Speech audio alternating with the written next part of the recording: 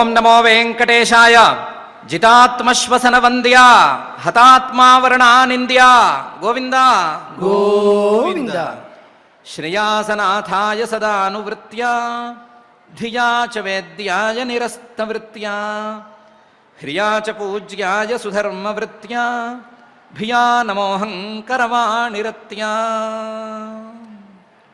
అని భూతభౌతిక ప్రపంచ నిర్మాత అఘటిత ఘటనాపటు మాయాధిష్ఠాత అయిన శ్రీనివాస పరమాత్ముని స్వధర్మ నిరతుని ప్రసాదించవలసిందిగా ప్రార్థించుకుంటూ శ్రీశుకుల వారు ఉపదేశం చేసిన శ్రీమద్భాగవతం యొక్క అధ్యయన కార్యక్రమాన్ని మనం ప్రారంభించుకుందాము.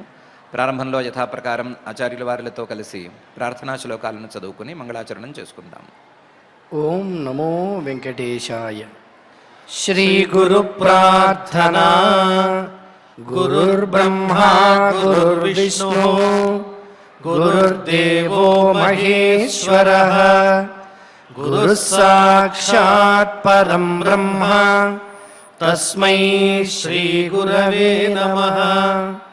శ్రీనివాస ప్రార్థనా. పుష్పమాలానుషక్తాయ పుష్పహాసాయ కుర్మహే పుష్పం హృదర్పయిత్వా తు శ్రీనివాసాయ తే నమః. అథ సంకల్పః. శ్రీమదాదివరాహ క్షేత్రే విరాజమానస్య నిత్యశుద్ధ బుద్ధ ముక్త స్వభావస్య లీలాగృహీత విగ్రహస్య శ్రీ పద్మావతీ జానేః అనుగ్రహేణ అస్మాకం సర్వేషాం బుద్ధిశుద్ధ్యర్థం విద్యాభివృద్ధ్యర్థం భక్తి జ్ఞాన వైరాగ్యాది తదనుకూల సర్వసంపత్ సమృద్ధ్యర్థం శ్రీ పరమేశ్వర ప్రీత్యర్థం శ్రీమద్భాగవత పాఠం కరిష్యామహే. అస్య శ్రీమద్భాగవత స్తోత్ర మహామంత్రస్య నారద ఋషిః బృహతి ఛందః శ్రీకృష్ణః పరమాత్మా దేవతా బ్రహ్మ బీజం భక్తిశక్తిః జ్ఞానవైరాగ్యే కీలకం అస్మాకం శ్రీమద్భగవత్ప్రసాదసిద్ధ్యర్థే పాఠే వినియోగః. ధ్యానం నారాయణాదృతవరార్భకనిశ్చయాఢ్యాం తారాపథధ్రువపదాప్తివిధానయుక్తాం మిత్రాసుతాప్తసుతకీరసుభాషితాఢ్యాం గాథామిమాం శృణుత భాగవతాతిరక్తాం. శ్రీ గురుభ్యో నమః. తండ్రి ఒడిలోకి ఎక్కాలనుకున్న ధ్రువుణ్ణి పినతల్లి నానా మాటలంది. నా కడుపును పుట్టినవాడికి నీకు తండ్రి ఒడినెక్కే అర్హత ఎక్కడిది, ఆయన సింహాసనాన్ని ఎక్కే అర్హత ఎక్కడిది అని అడిగింది. నువ్వు గనక అలాంటి అర్హతను సంపాదించదలుచుకుంటే తపస్సు చేసుకో, తపస్సు చేసుకుంటే నా కడుపును పుడతావు, నా కడుపును పుడితే నీకు ఆ అర్హత లభిస్తుంది అని అనరాని మాట కూడా అంది. ఆ మాటలు విన్న ధ్రువుడు ఎలా రియాక్ట్ అయ్యాడు అని మైత్రేయ మహర్షి గారు పై శ్లోకాల్లో చెప్తున్నారు. మైత్రేయ ఉవాచ మాతుస్సపత్న్యా స దురుక్తివిద్ధః శ్వసన్ రుషా దండహతో యథాహి హిత్వా మిషంతం పితరం సన్నవాచం జగామ మాతుః ప్రరుదన్ సకాశం అని. మాతుస్సపత్న్యా తన తల్లికి సవితి అయినటువంటి సురుచి గారు ఇలా దురుక్తి చెడు మాటలతో బాగా గట్టిగా దెబ్బలు కొట్టేసరికి సహా దురుక్తి విద్ధ ఆ దెబ్బలు తిన్నటువంటి ఆ ధ్రువుడు, మామూలుగా అయితే చిన్నపిల్లలు ఎవరైనా అయితే ఏడవాలి, ఏడవలేదు, ఏడవకుండా శ్వసన్ నిట్టూర్పులు విడిచాడు, గాలి పైకి తీసుకుని గాలి కొంచెం గట్టిగా విడిచాడు. రుష ఎక్కడ లేని కోపం వచ్చింది అతనికి. ఎంత కోపం వచ్చింది అంటే దండహతో యథాహి, పాముని గనక కర్రతో కొడితే, ఒక దెబ్బ కొడితే ఆ పాముకి ఎంత కోపం వస్తుందో అంత కోపం వచ్చింది. అంత కోపంతో ఎగశ్వాస పీలుస్తూ నిట్టూర్పులు విడుస్తూ కోపంగా ఉచ్ఛ్వాస నిశ్వాసాలను ప్రదర్శిస్తూ ఒకసారి తండ్రి వైపు చూశాడు. తండ్రి వైపు చూస్తే తండ్రి ఏమీ మాట్లాడకుండా అన్నట్లుగా మిషంతం పితరం చూస్తున్నాడంతే. తండ్రి కాదనట్లేదు. సురుచిని నువ్వు ఇలాంటి మాటలు పిల్లవాడితో మాట్లాడచ్చా అని అనటం లేదు. తండ్రిని చూశాడు. దీనికి తోడు తండ్రి నేనేమీ మాట్లాడలేదు అని నువ్వు అనుకోవద్దు అని చెప్తున్నట్లుగా సన్నవాచం, ఏదో సన్నగా గొణుగుతున్నాడు. ఆ మాటలు సురుచికి వినిపించక్కర్లేదు, ఇంకొకరికి వినిపించక్కర్లేదు, మాట్లాడలేదు అనే కంప్లైంట్ లేదు అన్నట్టుగా చేస్తున్నాడు. దాంతో తండ్రిని చూడటం కూడా మానేసి హిత్వా ఆ తండ్రిని కూడా విడిచిపెట్టి, ఈ తండ్రి మనల్ని రక్షించేవాడు కాడు అని అనుకుని జగామ మాతు ప్రరుదన్ సకాశం, తల్లి దగ్గరికి వెళ్ళాడు. వెళ్ళేటప్పుడు ప్రరుదన్ ఏడుస్తూ వెళ్ళాడు. ఇక్కడ ఏడవలేదు, జరిగిన చోట ఏడవలేదు. వెళ్ళేటప్పుడు తల్లి దగ్గరికి వెళ్ళేటప్పుడు మాత్రం ఏడుస్తూ వెళ్ళాడు. మాతుస్సపత్న్యా సదురుక్తి విద్ధ శ్వసన్ రుషా దండహతో యథాహి హిత్వా మిషంతం పితరం సన్నవాచం జగామ మాతు ప్రరుదన్ సకాశం. తల్లి దగ్గరికి వెళ్ళాడు. తల్లి చూసింది. ఎలా చూసింది అంటే తం నిశ్వసంతం స్ఫురితాధరోష్టం సునీతిరుత్సంగ ఉదూహ్య బాలం నిశమ్య తత్ పౌరముఖాన్ నితాంతం సా వివ్యథే యద్గదితం సపత్న్యా అనే తీరులో చూసింది. తర్వాత పైన కూడా జరగాల్సింది జరిగింది. పిల్లవాడు వచ్చాడు. పిల్లవాడు వచ్చాడు. వచ్చేటప్పుడు ఎలా వచ్చాడు? నిశ్వసంతం, నిట్టూర్పులు విడుస్తూ వచ్చాడు. స్ఫురితాధరోష్టం, ఏడుస్తూ వచ్చాడు. ఆ ఏడుపుకి పెదవులు రెండు, పై పెదవి కింద పెదవి రెండూ కూడా అదిరిపోతున్నాయి. స్ఫురిత అధరోష్టం, ఆ ఏడుపుకి అన్నట్టుగా వచ్చాడు. సునీతి, ఇలాంటి పిల్లవాడిని చూసిన వెంటనే తల్లి మొదలు ఏమైందిరా నాయన అని ఉత్సంగే తన ఒడిలోకి తీసుకుంది. తండ్రి ఒడిలోకి అయితే తీసుకొనివ్వలేదు, తండ్రి తీసుకొనివ్వలేదు, అలాగే పినతల్లి తీసుకొనివ్వలేదు. కానీ తల్లి మాత్రం ఒడిలోకి తీసుకుంది. ఉత్సంగే ఉదూహ్య బాలం, ఈ పిల్లవాడిని ఒడిలోకి తీసుకుని ఏమైంది అని అడిగింది. పిల్లవాడు ఒకవైపు కోపంగా ఉన్నాడు, పాములాగా ఉన్నాడు, బుసలు కొడుతున్నాడు, అదే సమయంలో ఏడుస్తున్నాడు. చెప్పలేకపోయాడు పిల్లవాడు కాబట్టి. కానీ అక్కడ ఉండేటువంటి దాసీజనం, ఉత్తానపాదుడు సురుచి ఉన్న చోట ఉన్న దాసీజనం, ధ్రువుడితో పాటు ఇక్కడికి వచ్చినటువంటి దాసీజనం వాళ్ళు మాత్రం జరిగింది జరిగినట్లుగా వివరంగా చెప్పేశారు. తత్ పౌరముఖాత్, ఏం జరిగింది అని పిల్లవాడు చెప్పలేకపోతున్నాడు కదా, దాన్ని పౌరముఖాత్, అంతఃపురంలో తిరిగేటువంటి దాసీజనులు చెప్పగా వింది. నితాంతం నిశామ్య, మొత్తం మొదటి నుంచి చివరి వరకు ఏం జరిగింది అని వింది. ఎవరెవరు ఎలా రియాక్ట్ అయ్యారు అనే సంగతి అడిగి వింది. అలాగే ఎవరెవరు ఏ డైలాగ్స్ కొట్టారు అనే సంగతి కూడా అడిగి తెలుసుకుంది. నిశమ్య నితాంతం మొత్తం విన్న తర్వాత ధ్రువుడి పరిస్థితే ఈవిడికి పట్టింది. సా వివ్యథే, లోపల చాలా బాధపడింది.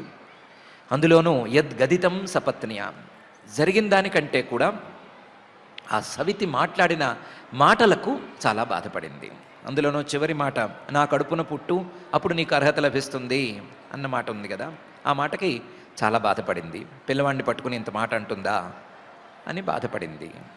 తం నిశ్వసంతం స్ఫురితాధరోష్టం సునీతిరుత్సంగ ఉదూహ్య బాలం నిశమ్యత పౌరముఖాం నితాంతం సా వివ్యథే యద్గదితం సపత్న్యా.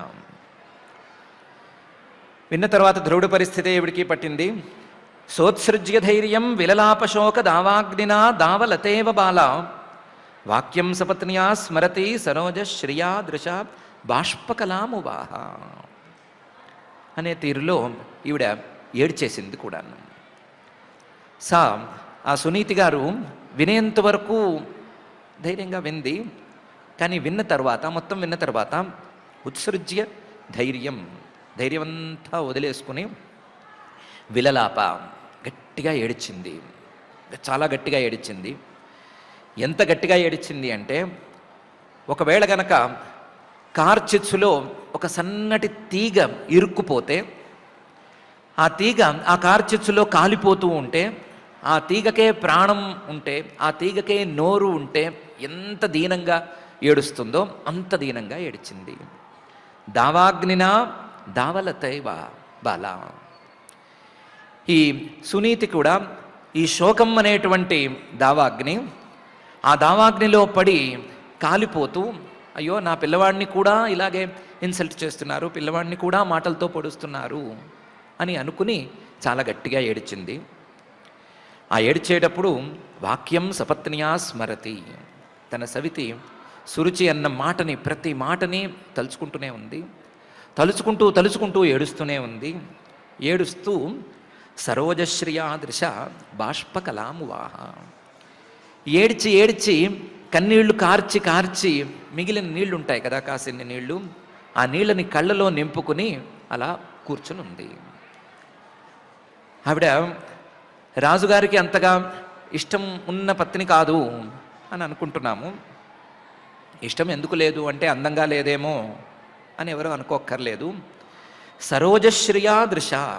ఆవిడ కళ్ళు తామర పువ్వులాగా అందంగానే ఉంటాయి. ఆవిడ అందానికేమీ వచ్చిన ఢోకా లేదు. రాజుకు ఎందుకో చిన్న భార్య అంటేనో లేదా సురుచి అంటేనో ఎక్కువ ఇష్టం ఇంతే. కానీ ఈ తామర పువ్వుల్లాంటి ఈ కళ్ళ నిండా నీళ్లు నింపుకుని, మిగిలిన నీళ్లు కార్చగా మిగిలిన నీళ్లు నింపుకుని ఈ బాల ఏమీ చేయలేనటువంటి సునీతి అలా కుమారుడితో పాటు కూర్చునుంది.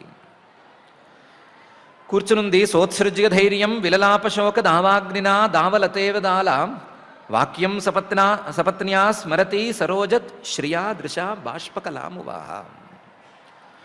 కూర్చుంది, ఆలోచించి నా కష్టాలు నాకున్నాయి సరే, నాకేదో తప్పదు, కానీ ఈ పిల్లవాడికి కూడా ఇదే కష్టం రావటం ఎందుకు, ఈ కష్టాలని ఎంచి ఈ పిల్లవాడిని గట్టెక్కించడం ఎట్లా అని ఆలోచించింది.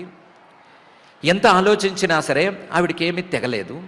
దీర్ఘం శ్వసంతి వృజినస్య పారం అపశ్యతి బాలకమాహ బాల మామంగళం తాత పరేషు మంస్థ భుంక్తే జనో యత్ పర దుఃఖదస్తత్ అని మాత్రం అంది. దీర్ఘం శ్వసంతి, చాలాసేపు ఆలోచించింది. చాలాసేపు నిట్టూర్పులు విడుస్తూ హూ అంటూనే ఉంది, ఆలోచిస్తూనే ఉంది. ఈ కష్టం నాకెందుకు వచ్చింది, నా పిల్లవాడికి ఎందుకు వచ్చింది అని ఆలోచిస్తూనే ఉంది. ఎంత ఆలోచించినా సరే వృజినస్య పారం అపశ్యతి.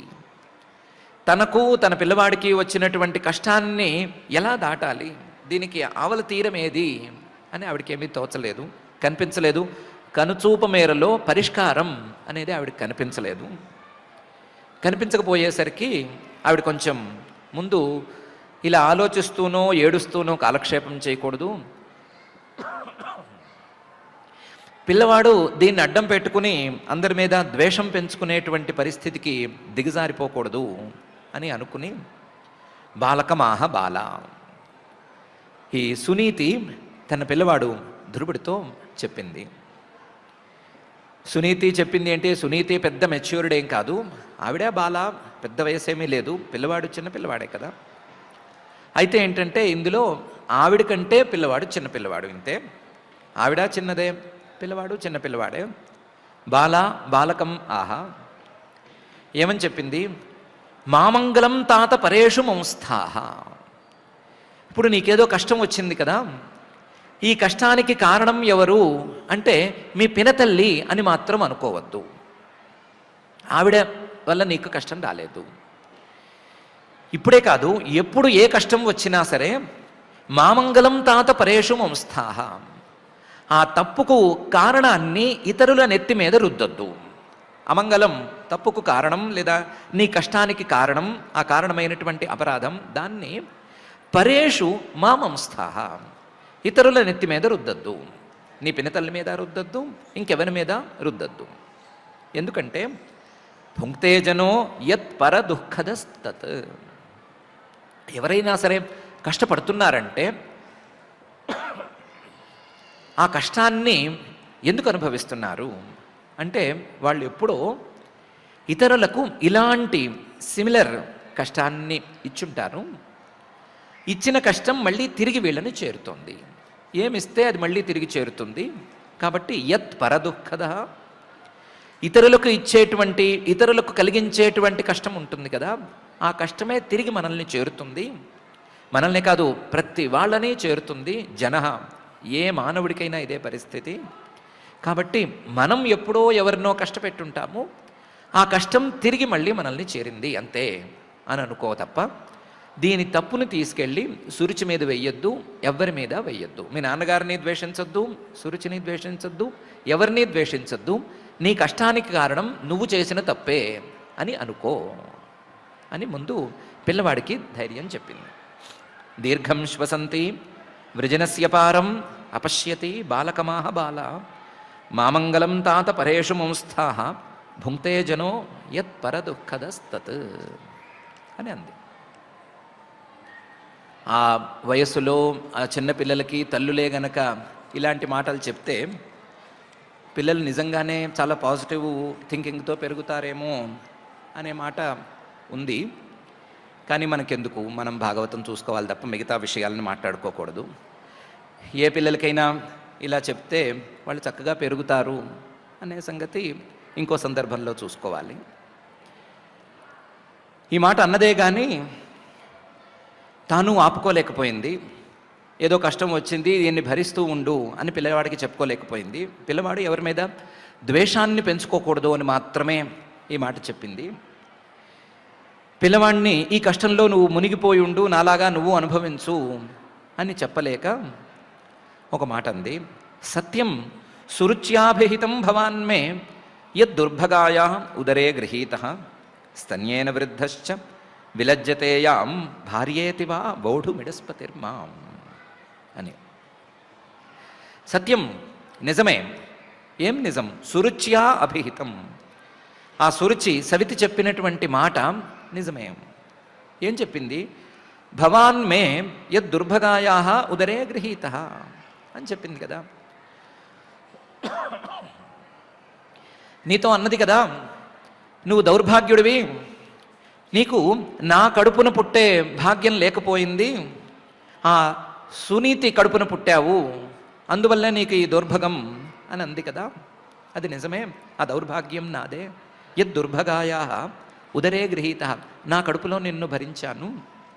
స్తన్యేన వృద్ధశ్చ, నా స్తన్యమే తాగి నువ్వు పెరిగావు, దాంతో నాకున్న ఇది మొత్తం నీకు అంటేసింది.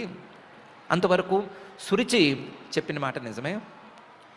నాకున్న ఆ దౌర్భాగ్యం ఏంటి అంటే, యాం విలజ్జతే ఇడస్పతి భార్యేతి వక్తుం. ఇడస్పతి రాజుగారు ఉత్తానపాదుడు, మాం భార్యేతి వక్తుం విలజ్జతే. నన్ను ఎక్కడైనా ఎవరికైనా పరిచయం చేసేటప్పుడు మా భార్య, నా భార్య అని చెప్పడు, మా ఆవిడ అని చెప్పడు. చెప్పటానికి ఏంటో సిగ్గుపడతాడు. కనీసం వోఢుం విలజ్జతే, నన్ను భార్యగా అంగీకరించటానికి కూడా ఆయన సిగ్గుపడుతున్నట్లుగా ఉంటాడు. భార్యగా అంగీకరించటానికి కాదు, నాకు ఆయనకి ఏమైనా సంబంధం ఉంది అని చెప్పటానికి కూడా ఆయన సిగ్గుపడతాడు. భార్యేతి వా, కనీసం నేను ఒక దాసిని అని కూడా ఎవరికి పరిచయం చేయడు. అసలు అలా ఆ దృష్టితో కూడా చూడడు. ఏంటో నాకు ఆయనకి ఏదో సంబంధం ఉంది అని చెప్పుకోవడానికి సిగ్గుపడుతూ ఉంటాడు. అది నా పెద్ద దౌర్భాగ్యం. ఇలాంటి దౌర్భాగ్యం ఉన్నటువంటి నా కడుపున నువ్వు పుట్టావు, నేను స్తన్యమిస్తే పెరిగావు, కాబట్టి నీకు కూడా ఇది అంటి ఉంటే ఉండవచ్చు. అంతవరకు ఆ సురుచి చెప్పినటువంటి మాట నిజమే కావచ్చు.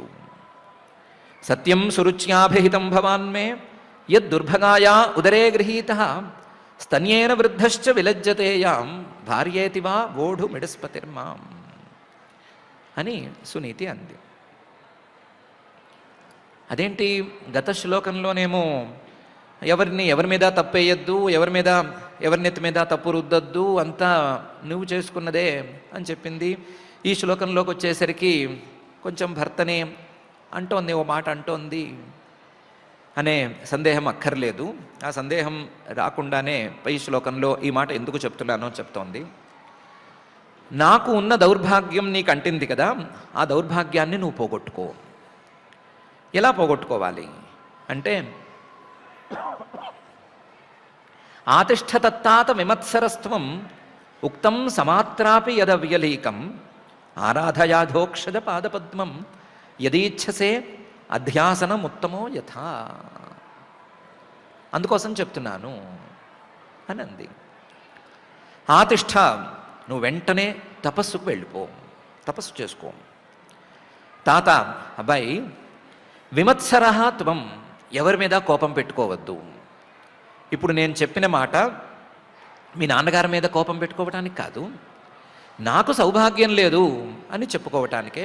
నేనేదో తప్పు చేశాను, లేదా నేను ఎప్పుడో ఏదో పాపం చేసుకున్నాను, ఆ పాపానికి ప్రతిఫలాన్ని అనుభవిస్తున్నాను అని చెప్పుకోవటానికి మాత్రమే.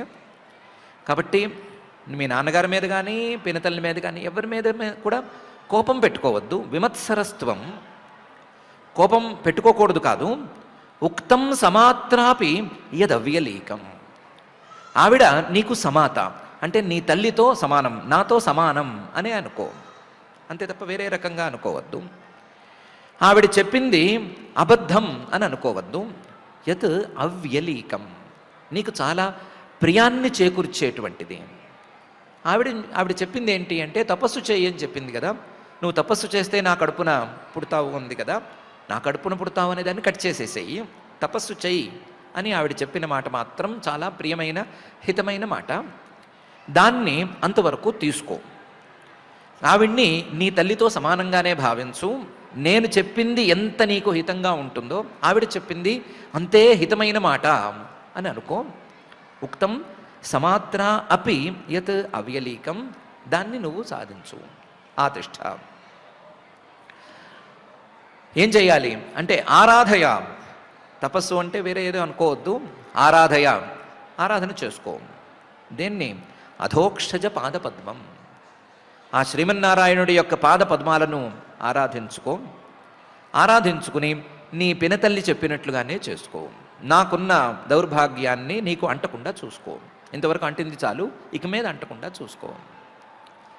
యదీచ్ఛసే అధ్యాసనం ఉత్తమో యథా, నీ పినతల్లి కొడుకు ఉత్తముడు ఎలాగైతే తండ్రి ఒడిలో కూర్చుని ఆడుకుంటున్నాడో అలాగే నేను కూడా ఆడుకోవాలి అని అనుకుంటే, యది ఇచ్ఛసే అధ్యాసనం, తండ్రి ఒడిని ఎక్కాలి అని నువ్వు అనుకుంటే, ఉత్తమో యథ, ఉత్తముడు ఎలాగైతే ఎక్కి ఆడుకుంటున్నాడో అలాగే నేను కూడా ఆడుకోవాలి అని అనుకుంటే, వెంటనే ఆరాధయాధోక్షజ పాదపద్మం, ఆ శ్రీమన్నారాయణుడి యొక్క పాదపద్మాలను ఆరాధించుకో.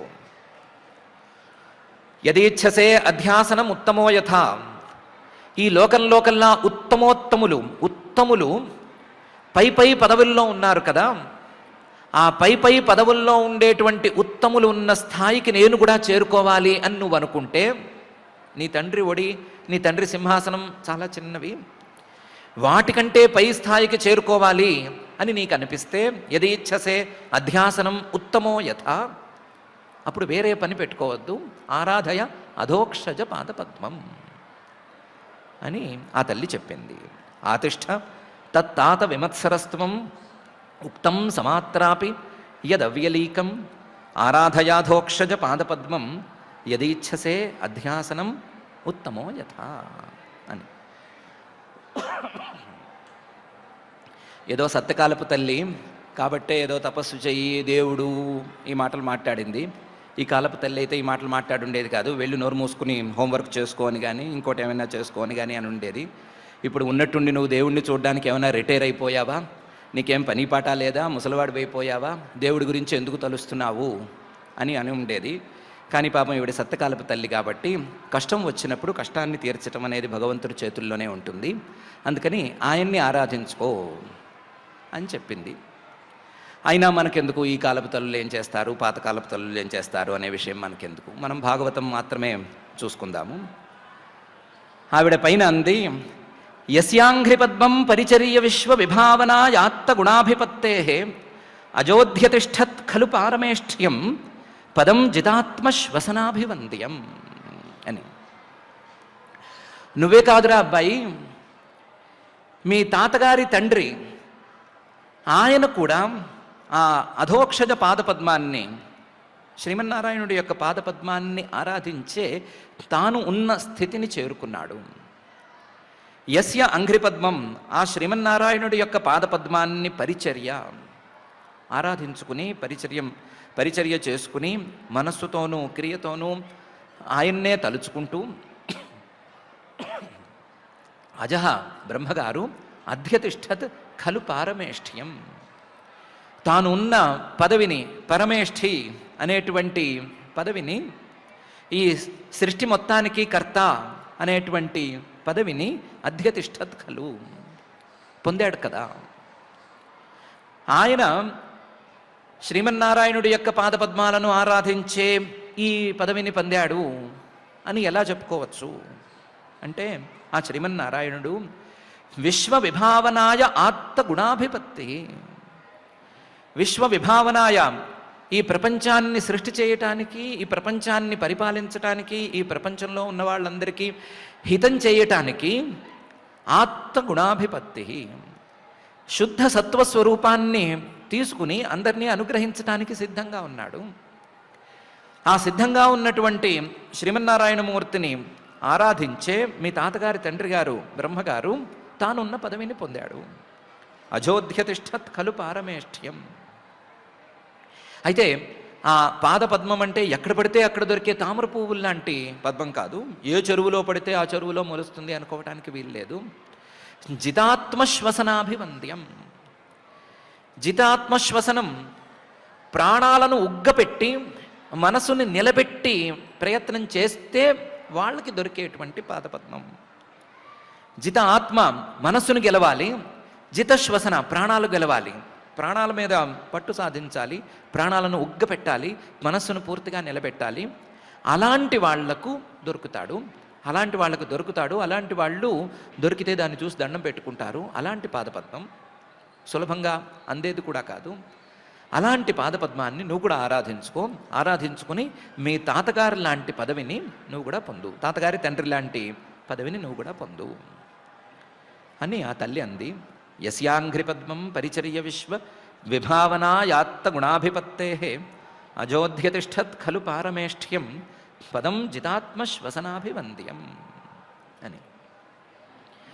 ఆయనే కాదు, మీ తాతగారు తథా మనుర్వో భగవాన్ పితామహో యమేకమత్యా పురుదక్షిణైర్మఖై ఇష్ట్వాభిపేదే దురవాపమన్యతో భౌమం సుఖం దివ్యమథాపవర్గ్యం అని ఆయన కూడా ఆ శ్రీమన్నారాయణుణ్ణి సేవించే అన్ని ఫలితాలను పొందాడు అని చెప్పింది. తథా, ఎలాగైతే మీ తాతగారు తండ్రి గారు బ్రహ్మగారు శ్రీమన్నారాయణుణ్ణి ఆరాధించుకున్నాడు, అలాగే మనుహు వహా భగవాన్ పితామహ. మనువు అనేటువంటి వహా పితామహ, మీ తండ్రి ఉత్తానపాదుడు, ఆయన తండ్రి గారైనటువంటి స్వయంభువ మనువు గారు భగవాన్, అందరికీ పూజనీయుడు, అందరికీ ఆయనంటే చాలా గౌరవం. అలాంటి వాడు కూడా ఆ శ్రీమన్నారాయణుణ్ణి ఏకమత్య, మనసులో ఇంకొక పదార్థాన్ని, ఇంకొక వస్తువుని ఉంచుకోకుండా, మనసులో ఇంకొక విషయాన్ని జొరబడనివ్వకుండా ఏకమత్య, ఒకే దృష్టితో పురుదక్షిణైర్మఖై, యజ్ఞరూపంగా ఆ శ్రీమన్నారాయణుణ్ణి కొలుచుకున్నాడు. మనసులో ఏం పెట్టుకోలేదు, మనసులో ఆ శ్రీమన్నారాయణుడి యొక్క పాదాన్ని మాత్రమే తలుచుకుంటూ ఉండేవాడు. చేయటానికి బయటకు యజ్ఞాలను చేస్తూ ఉండేవాడు. చేసేటప్పుడు పురుదక్షిణైర్మఖై, దక్షిణలు విస్తారంగా ఇచ్చేవాడు, ఇవ్వవలసిన దానికంటే ఎక్కువగా ఇచ్చేస్తూ ఉండేవాడు. ఆ విధంగా ఏ వస్తువు మీద నాకేమీ స్వత్వభావన లేదు, ఇది నాది అనే భావన లేదు అని చూపించుకుంటూ ఉండేవాడు. అలా పురుదక్షిణైర్మఖై ఇష్ట్వా, ఆ యజ్ఞస్వరూపుడైనటువంటి ఆ శ్రీమన్నారాయణమూర్తిని కొలుచుకుని బయట క్రియారూపంగా, లోపల మానసికంగా ధ్యానరూపంగా కొలుచుకుని అభిపేదే పొందాడు. దురవాపం అన్యత, ఇంకెవరూ ఇవ్వలేనటువంటి ఫలితాన్ని పొందాడు. ఆ శ్రీమన్నారాయణుడు తప్ప మరొకరు ఇవ్వలేరు అనేటువంటి స్థాయిలో ఉండే ఫలితాన్ని పొందాడు. ఏమా ఫలితం? భౌమం సుఖం. ఈ భూమిలో రాజుగా ఉన్నంతకాలం, భూమిలో ఉన్నంతకాలం ఆయనే మొత్తం భూమండలానికి చక్రవర్తి అన్నంత స్థాయిలో సుఖాన్ని పొందాడు. తన శరీరాన్ని విడిచేసిన తర్వాత దివ్యం పైన కూడా దివ్యలోకంలో, స్వర్గలోకంలోనూ అక్కడ ఇక్కడ అందవలసిన సుఖాలను అందుకున్నాడు. ఇవన్నీ ఎందుకు? అథ ఆపవర్గ్యం, మోక్షాన్ని కూడా అందుకున్నాడు. ఆ శ్రీమన్నారాయణుణ్ణి గనక సేవిస్తే మీ తాతగారు అందుకున్నట్లుగా ఈ లోకంలో సుఖాలను అందుకోగలరు, పై లోకాలలో సుఖాలను అందుకోగలరు, చివరికి శాశ్వతమైనటువంటి సుఖాన్ని కూడా అందుకోగలరు. అలా అందుకున్న వాళ్ళలో మీ తాతగారు ముందు ఉండనే ఉన్నారు అని తల్లి చెప్పింది. తథా మనుర్వో భగవాన్ పితామహో హ్యమేకమత్యా పురుదక్షిణైర్మఖై ఇష్టాభిపేదే దురవాపమన్యత భౌమం సుఖం దివ్యమథాపవర్గ్యం అని. అంటే ఏమైందంటే ఈ తల్లి చెప్పేటప్పుడు చుట్టుపక్కల ఎవరు పెద్దవాళ్ళు ఉన్నట్టు లేరు. పెద్దవాళ్ళు ఎవరైనా ఉంటే మన కాలంలో ఉండే పెద్దవాళ్ళు ఎవరైనా ఉంటే పిల్లవాడిని ఆ దేవుణ్ణి సేవించుకో, ఆ దేవుడు వెంటపడు, ఈ దేవుడు వెంటపడు అని చెప్తున్నావు ఎందుకు? పిల్లవాడికి ఏం పరీక్షలు లేవు కదా, ఉద్యోగం రావాల్సిన అవసరమేం లేదు కదా, లేకపోతే పెళ్లి చేసుకోవలసినటువంటి వయసు దాటిపోయి ఏమీ లేడు కదా, ఇలాంటి సందర్భాలు లేకుండా దేవుణ్ణి వేడుకో, దేవుణ్ణి సేవించుకో అని ఎందుకు చెప్తున్నావు అని ఏమైనా అనుండేవాళ్ళు ఈ కాలం పెద్దవాళ్ళు అయితే. కానీ ఈవిడికి ఆ చుట్టుపక్కల పెద్దవాళ్ళు లేరు. పైగా ఈవిడ పెద్దవాళ్ళందరూ కూడా ఆ దేవుణ్ణి సేవించుకునే పైకి వెళ్ళారు అని ఉంది కాబట్టి ధైర్యంగా ఈ మాట చెప్తోంది. ఇప్పుడైతే ఇంత ధైర్యంగా చెప్పగలిగిన పరిస్థితి లేదేమో, పెద్దవాళ్ళు ఒప్పుకోరేమో, పిల్లల్ని పాడు చేయకండి ఇలాంటివన్నీ చెప్పి, దేవుడని శ్లోకాలని చెప్పి పిల్లల్ని పాడు చేయకండి అంటారేమో. అయినా మనకెందుకు, మనం భాగవతం చూసుకోవాల్సిన వాళ్ళం కాబట్టి. తథా మనుర్వో భగవాన్ పితామహ హ్యమేకమత్యా పురుదక్షిణైర్మఖై ఇష్టాభిపేదే దురవాపమన్యత భౌమం సుఖం దివ్యమథాపవర్గ్యం అని ధైర్యంగా సునీతి చెప్పింది. అందుకని తమేవ వత్సాశ్రయ భృత్యవత్సలం ముముక్షుభిర్మృగ్య పదాబ్జ పద్ధతిం అనన్యభావే నిజధర్మభావితే మనస్యవస్థాప్య భజస్వ పూరుషం అని తేల్చింది. తమేవ, నేను చెప్పాను కదా, మీ తాతగారు మీ ముత్తాతగారు ఆ శ్రీమన్నారాయణుణ్ణి సేవించుకున్నారు అని చెప్పాను కదా, నువ్వు కూడా ఆయన్నే సేవించుకో, ఆయన్నే ఆశ్రయించుకో. తమేవ ఆశ్రయ, ఆ శ్రీమన్నారాయణుణ్ణి మాత్రమే ఆశ్రయించు. వత్స, ఓ ధ్రువుడా, ఆయన భృత్యవత్సలం, తనను ఆశ్రయించిన వాళ్ళని పిల్లల్ని చూసినట్లు చూస్తాడు. నాకు నీ మీద ఎంత ప్రేమ ఉందో అంతే ప్రేమ ఆయనకు కూడా నీ మీద ఉంది. అయితే నేను నీకు ఏమీ ఇవ్వదలుచుకున్నదేమీ ఇవ్వలేను, ఆయన అయితే అన్నీ ఇవ్వగలడు కూడా. అందువల్ల తమేవ వత్స ఆశ్రయ భృత్యవత్సలం. ఆయన ఏమివ్వగలడు అంటే ముముక్షుభి మృగ్య పదాబ్జ పద్ధతిం. ముముక్షువులు మోక్షం కావాలి అని కోరుకునే వాళ్ళు కూడా ఆయన్నే వెతుకుతారు. ఆయన్ని వెతకడం అంటే డైరెక్ట్గా ఆయన్ని వెతకరు. ముముక్షుభి మృగ్య పదాబ్జ పద్ధతి. ఆ ముముక్షువులు ఆయన ఎలా నడిచాడు, ఆయన నడకల తాలూకు అడుగు జాడలు ఎక్కడ పడ్డాయి, ఎలా పడ్డాయి అని వెతుకుతారు.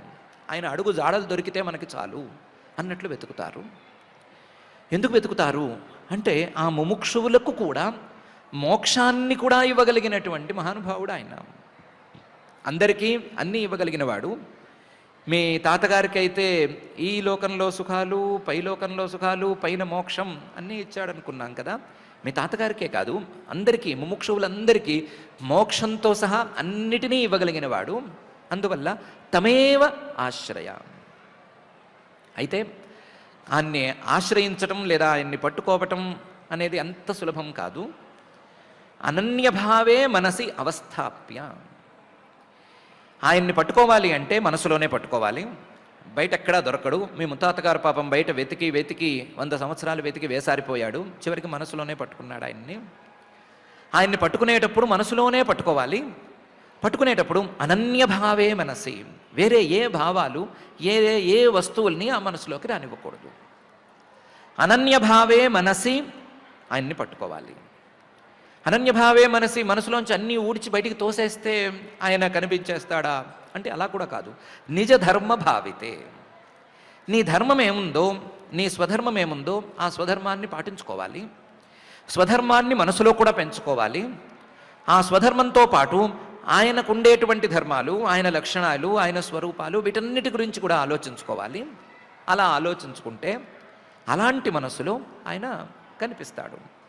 అనన్యభావే నిజ ధర్మ భావితే మనసి అవస్థాప్య, ఆయన కనిపించిన తర్వాత ఆ మనసులో ఆయన్ని బలంగా ఉంచుకోవాలి, స్థిరంగా ఉంచుకోవాలి.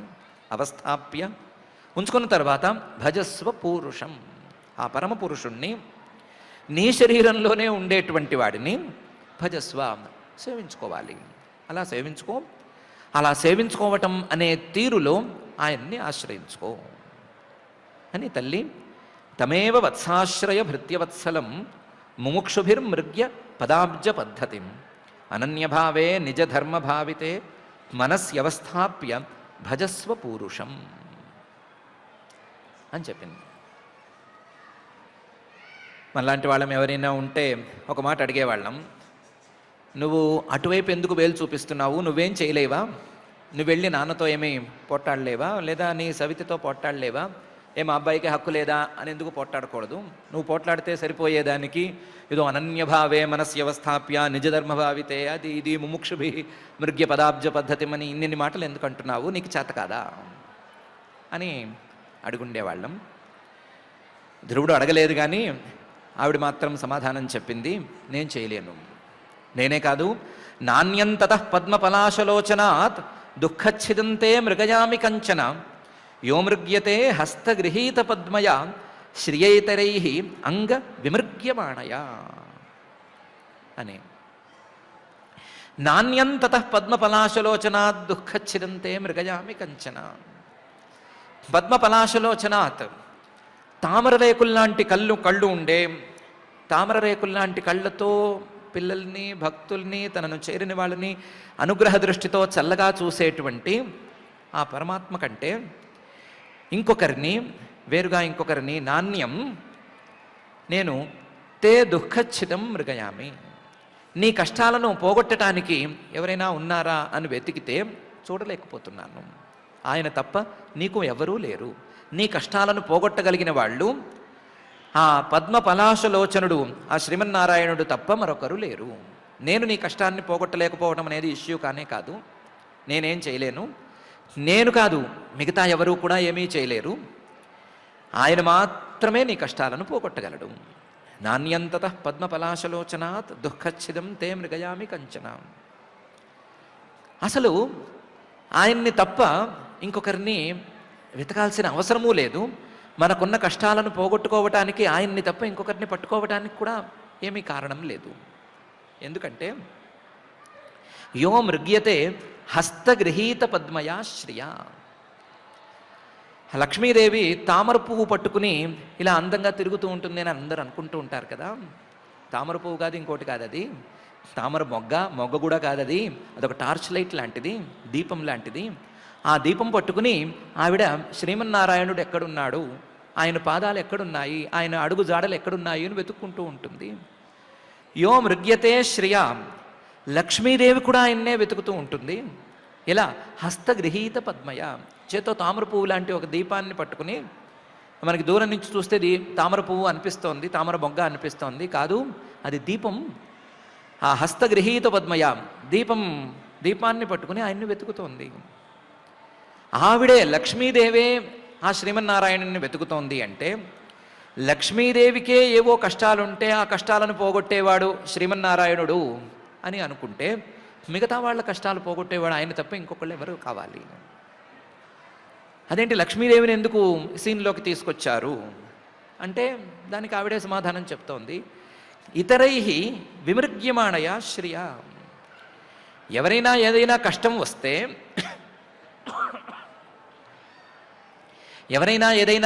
వస్తే, వెంటనే ఏం వెతుకుతారు, ఎవరిని వెతుకుతారు అంటే లక్ష్మీదేవిని వెతుకుతారు. లక్ష్మీదేవి ఉంటే, చేతిలో చిల్లరుంటే కష్టాలన్నీ పోతాయి అని అనుకుంటారు. ఇతరైరు విమృగ్యమాణయ, ఇతరులందరూ ఆవిడ్ని వెతుకుతూ ఉంటే ఎలాగైనా సరే ఆవిడ అనుగ్రహం మనకు లభిస్తే మన కష్టాలన్నీ పోతాయి అని మిగతా వాళ్ళందరూ ఆలోచిస్తుంటే ఆవిడ మాత్రం వీళ్ళందరూ సరే సరే, నా వెంట పడేవాళ్ళు సరే సరే, నాకు దొరకవలసిన స్వామి ఎక్కడున్నాడు అన్నట్టుగా ఆవిడ వెతుక్కుంటోంది. సో ఈ ఇతరులు మిగతా వాళ్ళందరూ కూడా ఈ లక్ష్మీదేవి వెంటపడటం మానేసి ఆ శ్రీమన్నారాయణుడిని స్వామిని గనక వెతుక్కుంటే ఆవిడికి దక్కినట్లుగానే వీళ్ళకు కూడా మంచి ఫలితం దక్కుతుంది. అందరూ వెతుక్కోవలసింది ఆయన్ని తప్ప ఇంకొకళ్ళని వెతుక్కుంటే ఎవరికి ఏమీ ఉపయోగం ఉండదు. ప్రస్తుతం నీకున్న దుఃఖం కూడా పోవాలి అంటే ఆయన్ని పట్టుకోవటం తప్ప మరొక దారి లేదు. కాబట్టి ఎవరో అన్నట్లుగా నువ్వేం చేయలేవా అని మాత్రం అడగద్దు. నేను కాదు, ఎవరూ ఏమీ చేయలేరు. నాణ్యంతత పద్మపలాశలోచనాత్ దుఃఖచ్చిదం తే మృగయామి కంచన యో మృగ్యతే హస్తగృహీత పద్మయ శ్రియేతరై రంగ విమృగ్యమాణయ అని ఆ తల్లి అంది.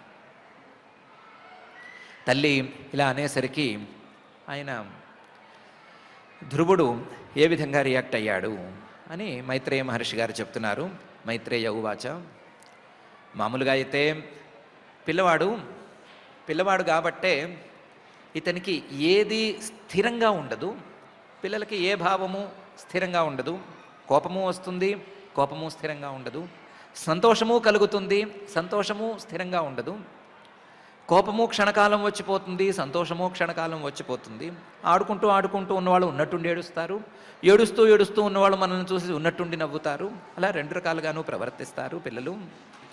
కానీ ఈ ధ్రువుడు మాత్రం అలా ప్రవర్తించలేదు, మిగతా పిల్లల్లాగా ఈయన ప్రవర్తించలేదు అని చెప్తున్నారు.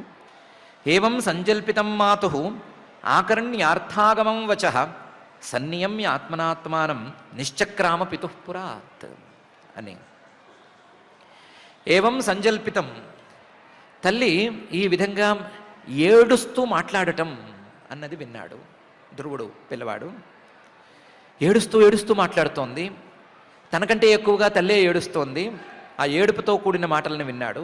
ఏవం సంజల్పితం మాతు ఆకర్ణ్య, ఆ ఏడుస్తూ మాట్లాడిన మాటల్లో అర్థాగమం వచః, చాలా అర్థాలతో కూడిన మాటలున్నాయి అని కూడా విన్నాడు.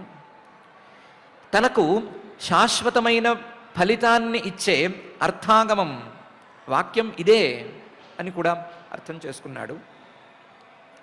తన తల్లి మాటలలో ఎంతో అర్థం ఉంది, తన తల్లి మాటలలో తాను అందుకోవలసినటువంటి ప్రయోజనం ఉంది అని అర్థం చేసుకున్నాడు. అర్థం చేసుకుని ఇంతవరకు తనకు కలిగినటువంటి కష్టాన్ని మర్చిపోవటానికి ఒక్కసారి మనసును కుదుర్చుపరుచుకున్నాడు. సన్నియమ్య ఆత్మనా ఆత్మానం, మనసులో తనకు తానే ధైర్యం చెప్పుకున్నాడు. ఈ బాధ గురించి ఆలోచిస్తూ ఏడుస్తూ కూర్చోకూడదు, దీన్ని ఇక్కడ మర్చిపోవాలి, దీన్ని ఇక్కడ వదిలేసేయాలి, జరగవలసింది చేయవలసింది చూడాలి అని అనుకున్నాడు. ధైర్యం తెచ్చుకున్నాడు. ధైర్యంతో మనసును కుదుర్చపరుచుకున్నాడు. మనసును బాధపడకుండా ఆపుకున్నాడు.